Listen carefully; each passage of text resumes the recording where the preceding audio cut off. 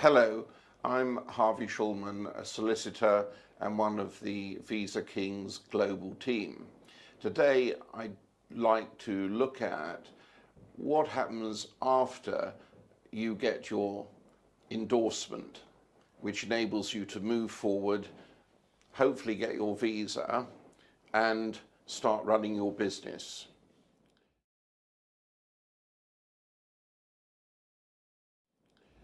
Under the old system, the Tier 1 entrepreneur route, once you received your visa, you pretty much were on your own for 3 years.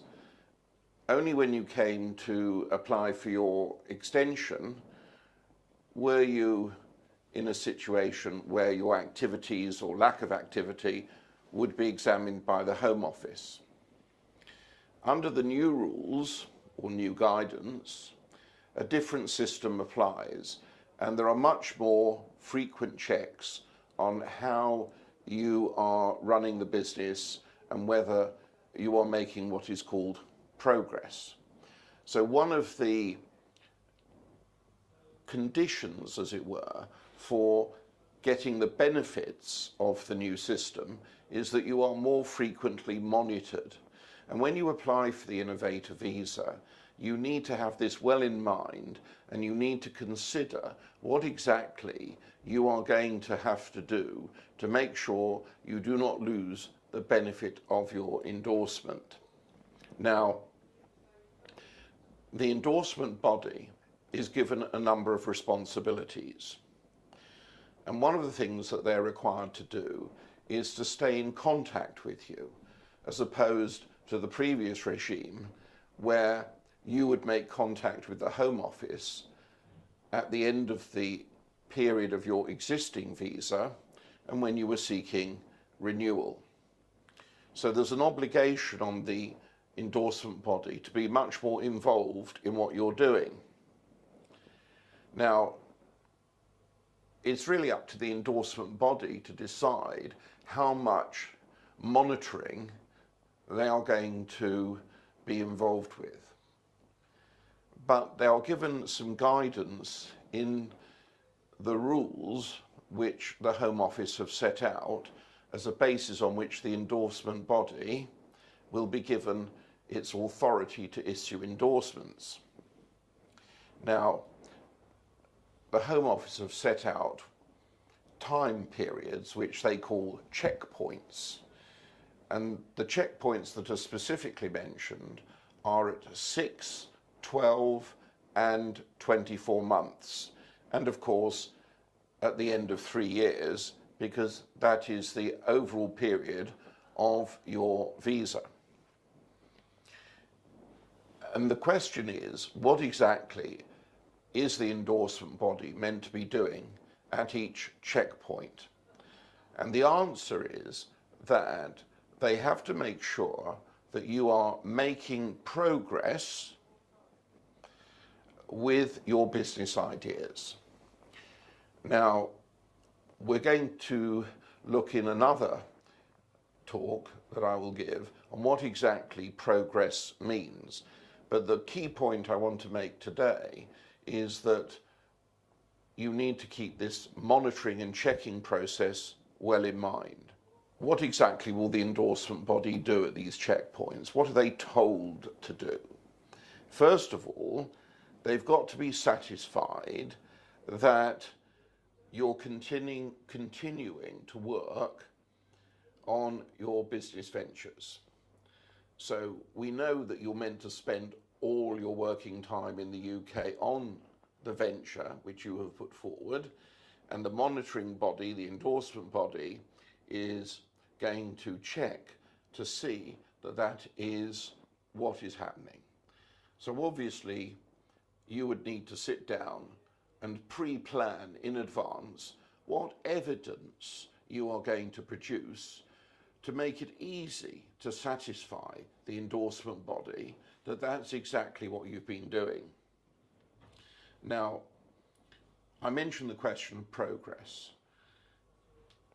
The question that might be asked is, how much progress do I have to make to satisfy my endorsing body?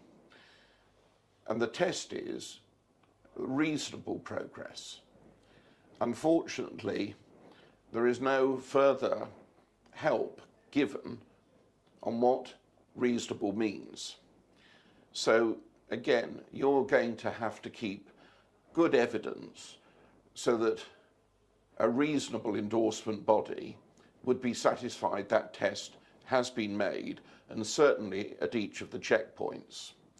And it's likely that you will need help from an outside body, probably a mentoring body, the sort of people we deal with, who can help you satisfy those tests and also represent you with the endorsement body, who will be much happier if they know that there is some professional entity that is working with you and can give them the information they need in a reliable form that is bound to be helpful to you.